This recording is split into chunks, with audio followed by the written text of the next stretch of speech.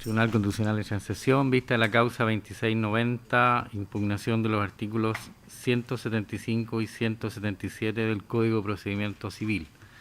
Tiene la palabra la señorita relatora. Mediante presentación de fecha 25 de julio del año en curso, el abogado Antonio Larcón Azócar, en representación de Tomás Ignacio Smith, ha requerido la declaración de inaplicabilidad de los artículos 175 y 177 del Código de Procedimiento Civil por estimar que infringen los artículos 1, 4, 19 numerales 3 y 4, artículo 5, inciso 2, y, a través de este último, los artículos 18 de la Convención Americana de Derechos Humanos, 24.2 del Pacto Internacional de Derechos Civiles y Políticos y el artículo 7, numerales 1 y 2 de la Convención sobre los Derechos del Niño, señalando en el petitorio de su libelo solo el artículo 5, inciso 2 de la Constitución Política y los tratados internacionales mencionados.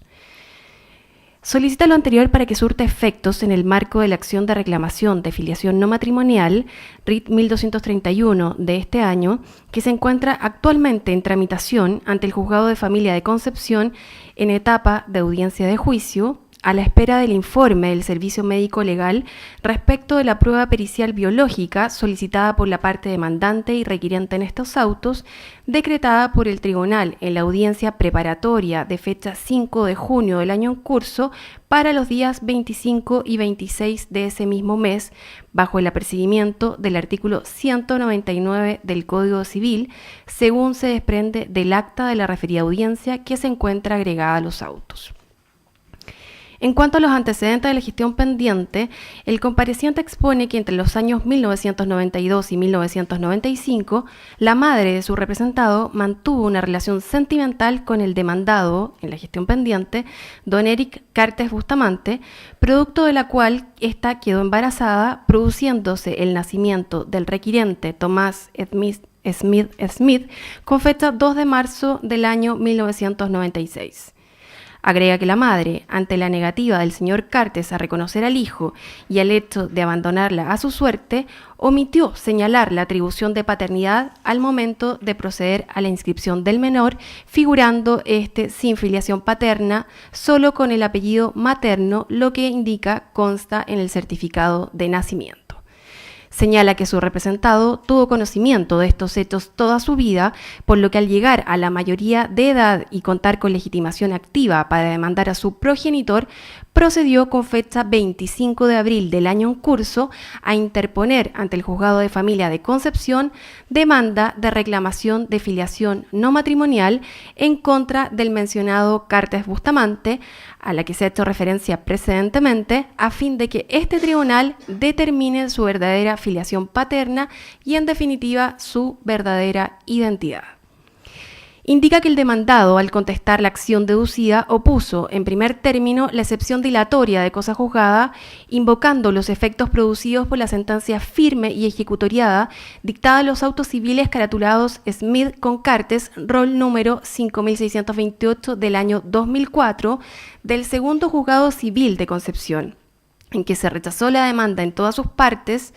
demanda de reclamación de filiación no matrimonial interpuesta por la madre del ahora requirente y demandante, con el objeto de que se declarara judicialmente que el padre de su hijo, entonces menor de edad, era el demandado señor Cartes Bustamante, con lo que en definitiva se cumplirían las condiciones previstas en el artículo 177 del Código de Procedimiento Civil. En subsidio señala, el demandado contestó derechamente a la demanda, oponiendo la cosa juzgada como excepción perentoria, invocando al efecto la referida sentencia y los artículos 175 y 177 del Código de Procedimiento Civil, los que sostiene resultan decisivos para la resolución de la demanda, atendido que la defensa del demandado se basa exclusivamente en la aplicación de dichas disposiciones para la resolución del caso concreto. Manifiesta que aceptar la aplicación de los artículos impugnados, acogiendo la excepción de cosa juzgada, ya sea como excepción dilatoria o perentoria, vulneraría el derecho a la identidad, entendido como un derecho esencial que emana de la naturaleza de toda persona y que beneficia no solo a los niños, derecho que debe ser respetado y promovido en virtud del artículo 5º, inciso 2 de la Constitución Política, y que se encuentra además consagrado en 3 tratados suscritos por Chile que tienen rango constitucional por aplicación de esta norma. El primero, en el artículo 18 de la Convención Americana de Derechos Humanos, tratado ratificado por Chile en el año 1990 y publicado en el Diario Oficial con fecha 5 de enero del año 1991. En segundo lugar, en el artículo 24.2 del Pacto Internacional de Derechos Civiles y Políticos, promulgado en el año 1976 y publicado en el Diario Oficial con fecha 29 de abril del año 89. Y en tercer lugar, en el artículo 7º, numerales 1 y 2 de la Convención de los Derechos del Niño, promulgada en el año 1990 y publicada en el Diario Oficial con fecha 27 de septiembre del año 90. Cita además fallos de este tribunal que reconocen el derecho a la identidad personal como un derecho estrechamente ligado a la dignidad humana y precisa que la primera demanda tramitada ante un tribunal civil se falló con criterio civilista, se rechazó sin que se resolviera el conflicto sometido a la decisión del tribunal, esto es, la declaración de verdadera o falsa paternidad, desestimando la presunción grave de paternidad contemplada en el inciso 2 del artículo 199 del Código Civil, sin tomar en consideración el hecho de haberse negado en 3 ocasiones el demandado Cartes Bustamante a realizarse la prueba pericial biológica de ADN, por estimar el juez de la causa que no se encontraban acreditados los supuestos de procedencia de la acción, según indica, se lee en el considerando 9 del referido fallo. En este sentido, señala, el profesor René Abeliuk plantea que la cosa juzgada en los juicios de filiación procede solo en relación a las sentencias definitivas que en ellos se dictaren respecto de la declaración de verdadera o falsa paternidad o maternidad del hijo, y en la medida que estén basadas en autoridad de cosa juzgada, producen los efectos del artículo 315 del Código Civil, originándose la acción o excepción de cosa juzgada del artículo 175 del Código de Procedimiento Civil. Agrega que la doctrina nacional ha entendido que uno de los pilares de la reforma de la Ley 19.585 es el derecho a la identidad, entendido como el derecho de toda persona de conocer sus orígenes, saber quiénes son sus padres, pues sólo así sabrá esa persona quién es, principio que se basa en el artículo 7, número 1 de la Convención de los Derechos del Niño. Cita jurisprudencia nacional, fallo de la cuarta sala de la excelentísima Corte Suprema de 24 de septiembre del año pasado, consistente en un recurso de casación en el fondo que denunciaba, entre otras infracciones, la del artículo 177 del Código de Procedimiento Civil. Este recurso se dedujo en contra de la sentencia que acogió la demanda aplicando la presunción del artículo 199 del Código Civil, desestimando la excepción de cosa juzgada, por estimarse que la primera sentencia dictada entre las mismas partes no había resuelto el asunto de la paternidad biológica de la niña, por lo que correspondía aplicar el derecho a la identidad a que ésta tiene derecho. La Corte Suprema, en el considerando cuarto del fallo que rechaza el recurso de casación, sostuvo que se debe inferir que la institución de la cosa juzgada no tiene aplicación en el caso como el sublite, en la medida que aparece erigiéndose como un verdadero obstáculo al ejercicio del derecho a la identidad, esto es, al derecho que le asiste a la parte demandante a conocer su origen biológico, reconocido en la Convención de los Derechos del Niño, instrumento internacional que forma parte de lo que la doctrina denomina bloque de constitucionalidad, atendido lo establecido en el artículo 5º, inciso 2 de la Constitución Política, y que la sentencia que se invoca para alegar la cosa juzgada se dictó en un proceso que no resolvió el conflicto sometido a la decisión del tribunal, toda vez que se desestimó la demanda por no ser idónea la prueba para acreditar la paternidad, sin que tampoco permita excluirla. Cita asimismo jurisprudencia en derecho comparado, jurisprudencia argentina, sentencia de la Sala G de la Cámara Nacional de Apelaciones en lo Civil, que rechazó la excepción de cosa juzgada en un juicio de filiación post-mortem, ya que al momento de sustanciarse y decidirse la acción interpuesta por la progenitora no se contaba con la prueba biológica de ADN. Este fallo cita abundante doctrina y jurisprudencia de la Corte Suprema de San José de Costa Rica, del Tribunal Constitucional del Perú y del Tribunal Europeo de Derechos Humanos, sosteniendo que en definitiva se advierte que el derecho de propiedad que se desprende de la cosa juzgada no es absoluto y admite la limitación que surge con su articulación con el derecho de identidad sin afectar ni el contenido esencial ni la finalidad propia de cada uno de estos derechos, arribando a la conclusión que en el evento excepcional acaecido en dichos autos y la eficacia del medio probatorio que constituye el único fundamento de la promoción del nuevo juicio, la prueba genética de ADN, inexistente a la época en que se tramitó el primero, se terminó confirmando la decisión que rechazó la excepción de cosa juzgada promovida por los legatarios y se ordenó proseguir adelante con la tramitación. Cita jurisprudencia peruana también, que se encuentra citada en el fallo argentino, sentencia dictada por el Tribunal Constitucional de Perú en un recurso de agravio constitucional. En el caso, se había opuesto la excepción de cosa juzgada en un juicio sobre filiación judicial de paternidad extrapatrimonial fundada en un juicio fallado con anterioridad en el año 1996, rechazado por infundado. El tribunal razona en el sentido de que si bien el fallo dictado en el caso finaliza el conflicto de intereses de los progenitores, no resuelve en modo alguno el problema del menor, que por su condición de persona humana constituye el fin supremo de la sociedad y del Estado, y a quien por tanto le asiste el derecho a la identidad, además del hecho de que quien resulta involucrado en sus derechos tiene la condición de menor adolescente y por consiguiente debe gozar de una especial protección conforme lo disponen la Constitución y el Derecho Internacional de los Derechos Humanos, señalando que en el presente caso se aprecia que lo que se invoca como cosa juzgada adolece de una falta de visión integral en relación con el resto de derechos fundamentales, esto es, el derecho a la identidad, que es el atributo específicamente involucrado, que es asumido como un simple enunciado carente de contenido a la par que de efectividad práctica. El tribunal se pregunta si hay razones jurídico-constitucionales para considerar que en el caso concreto es atendible priorizar el derecho a la identidad y el interés superior del niño frente a la inmutabilidad que le asiste a la cosa juzgada, o dicho de otro modo, si existen razones para que se ampare el derecho de la adolescente que pretende conocer su progenitor y su apellido frente al derecho del padre a que se respete la inalterabilidad y definitividad que le asiste al fallo expedido en un proceso anterior. El tribunal se responde afirmativamente, sosteniendo que ningún esquema constitucional donde se reconozca la justicia como valor esencial y se le rodea de garantías de seguridad puede, a la vez de proclamarse legítimo, operar en forma contraria a los mismos derechos que pretende proteger, ya que ello significaría que una parte de la Constitución quedaría invalidada sobre pretexto de otra, lo que resultaría no solo paradójico, sino que abiertamente irrazonable e irracional, agregando que aun cuando la cosa juzgada es importante, esta institución no puede superponerse al derecho a la identidad, amparándose la pretensión de quien exige conocer a su progenitor, así como de ser el caso de conservar su apellido, desestimando la demanda de amparo deducida por el presunto padre.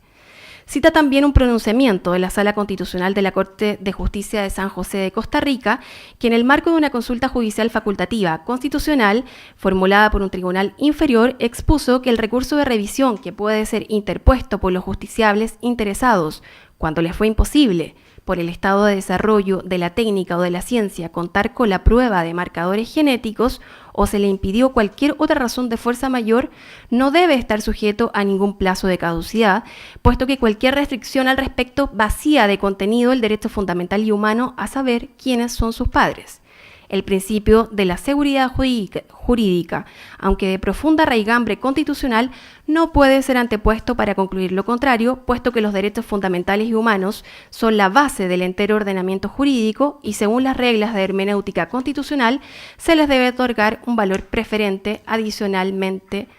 tales derechos deben ser objeto de una interpretación extensiva y progresiva. Mediante resolución de fecha 1 de agosto del año en curso se admitió a tramitación el requerimiento y por resolución de fecha 20 de agosto se lo declaró admisible, confiriéndose traslado con esa misma fecha a los órganos constitucionales interesados y a la otra parte de la gestión pendiente para formular las observaciones que estimen. Mediante presentación de fecha 12 de septiembre pasado, el abogado Roberto Coloma del Valle, en representación de Eric Cartes Bustamante, demandado en la gestión pendiente, formuló observaciones al requerimiento, precisando en primer término algunas circunstancias de hecho que indica conviene tener presente para ponderar adecuadamente el caso concreto en que incide el presente requerimiento. Señala no ser efectivo lo señalado en el requerimiento en orden a que la primera demanda interpuesta por la madre del requiriente de autos se habría rechazado sin resolver respecto de la declaración de verdadera o falsa paternidad, por negativa del juez a aplicar la presunción grave de paternidad contemplada en el inciso segundo del artículo 199 del Código Civil.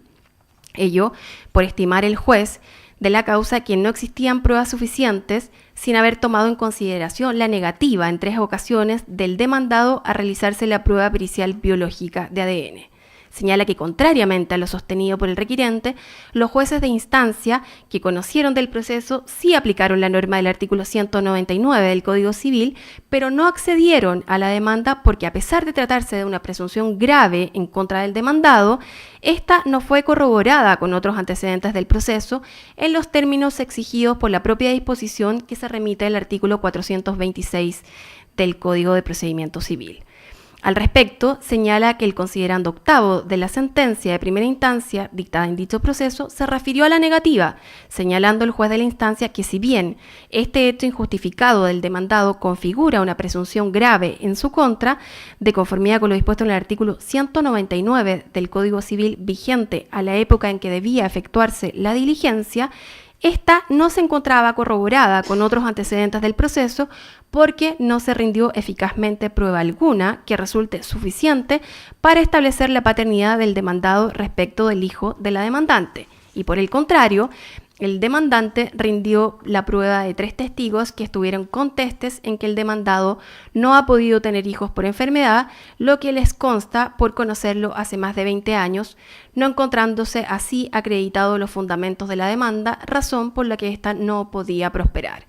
Agrega que esta sentencia fue confirmada por la Corte de Apelaciones de Concepción y la excelentísima Corte Suprema, además, conociendo el recurso de casación en el fondo respecto de la infracción al artículo 199 del Código Civil, lo rechazó, señalando en el considerando cuarto de dicha sentencia que esa Corte ha resuelto reiteradamente que la facultad de atribuir valor de plena prueba a una sola presunción aún calificada de grave por el legislador, es privativa de los jueces de la instancia, no susceptible de ser revisada por la vía de la casación, no siendo, por ende, una norma que tenga la naturaleza de ser reguladora de la prueba. A lo anterior, la Corte estimó necesario agregar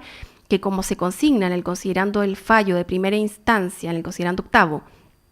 ya referido, el demandado rindió prueba testimonial para desvirtuar la presunción grave en su contra, no resultando efectivo lo afirmado por la recurrente en orden a que los sentenciadores desecharon un medio probatorio que la ley acepta como lo es una sola presunción,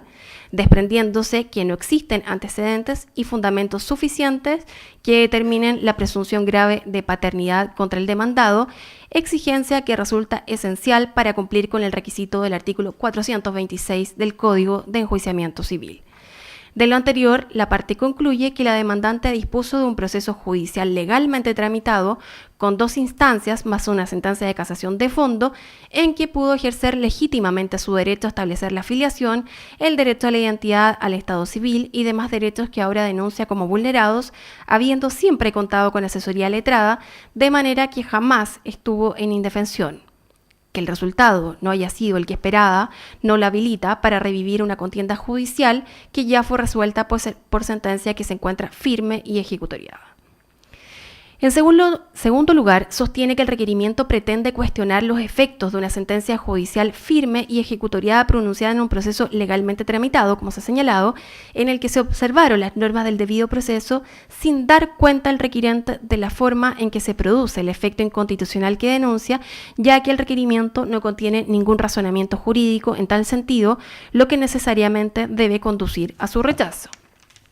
Finalmente sostiene que el requerimiento carece de fundamento, toda vez que no invoca como infringida o vulnerada norma constitucional alguna. Al respecto, señala que del examen del petitorio del requerimiento se desprende que no se ha denunciado la infracción de ninguna norma constitucional, sino que es la supuesta vulneración de normas contenidas en tratados internacionales, las que en opinión del requiriente serían de rango constitucional por aplicación del inciso segundo del artículo 5 de la Constitución Política, lo que señala no es efectivo, según lo señalado este propio tribunal en numerosas sentencias. Citando el efecto, el considerando octavo de la sentencia rol número 2265 y la dictada en los roles acumulados 2387 y 2388, requerimiento presentado por un grupo de senadores respecto del proyecto de ley de pesca.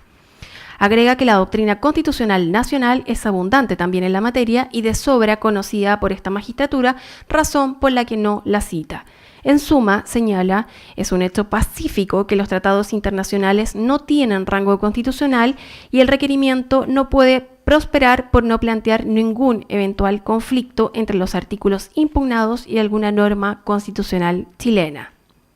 Mediante resolución de fecha 15 de septiembre pasado, se ordenó traer los autos en relación y su agregación al rol de asuntos en estado de tabla, anunciándose para alegar en esta oportunidad solo la abogada por el requerido, señora Bárbara Castro, por 15 minutos.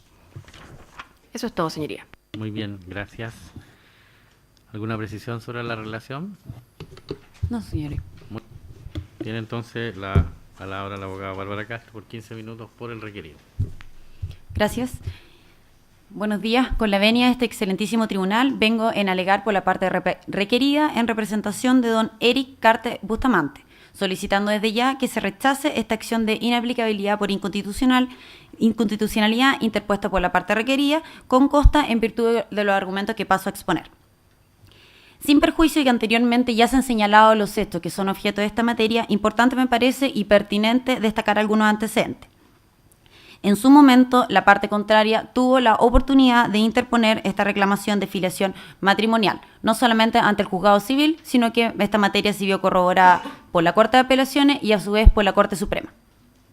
No es correcto lo que señala la contraria en su requerimiento en relación a que la parte contraria por la negativa de que se aplicara la presunción grave de paternidad en el inciso 2 del artículo 199 del Código Civil, sino que más bien lo que se señala por el tribunal es que no se corroboró con otros antecedentes del proceso, porque no se rindió eficazmente prueba alguna que estime suficiente para establecerse la paternidad. Es más, esta parte fue la que rindió prueba testimonial en esta causa. Esta materia se vio confirmada por la Corte Suprema, que a su respecto señaló que esta presunción, aun cuando descalificada, es privativa de los jueces de esta instancia. En cuanto a la causa que se plantea en el juzgado de familia Concepción, cierto es y efectivo que esta parte ha opuesto la excepción de cosas juzgadas de los artículos 175 y 177 del Código de Procedimiento Civil en relación a la sentencia que ya se ha hecho referencia. Excelentísimo tribunal. Relativo ahora al requerimiento de inaplicabilidad por inconstitucionalidad interpuesto por la parte contraria respecto de los artículos 175 y 177 del Código de Procedimiento Civil, esto lo que busca es que se desconozca una sentencia que ha sido dictada en un proceso legalmente tramitado y que ha tenido en cuenta todas las normas del debido proceso. Ahora, la parte requiriente solamente en su parte petitoria y en la parte principal del escrito ha hecho un análisis relativo a que se estarían vulnerando los artículos 18 de la Convención Americana de Derechos Humanos, el artículo 24.2 del Pacto de Derechos Civiles y Políticos y el artículo 7, numeral 1 y numeral 2 sobre derechos del niño. Normas que, según lo señala la parte contraria, por la aplicación del artículo 5, inciso 2 de la Constitución Política del Estado, se declararía inaplicable por ser inconstitucional.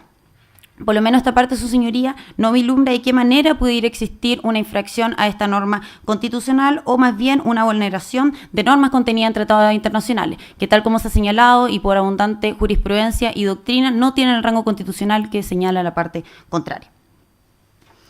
En virtud de lo señalado por el requiriente, en cuanto también a hacerlo extensivo al derecho de identidad, no es objeto de esta parte desconocer ni tampoco desmerecer este derecho de identidad. pero creemos que existió la instancia legal por la parte demandante de poder dar a conocer su filiación reclamando respecto de ella, cuestión que ya se encuentra zanjada, por lo que no nos parece pertinente que se vuelva a discutir el asunto y no se vislumbra que exista alguna infracción a la Constitución, sobre todo si solamente hace un análisis del artículo 5, inciso 2 de la Constitución Política de la República.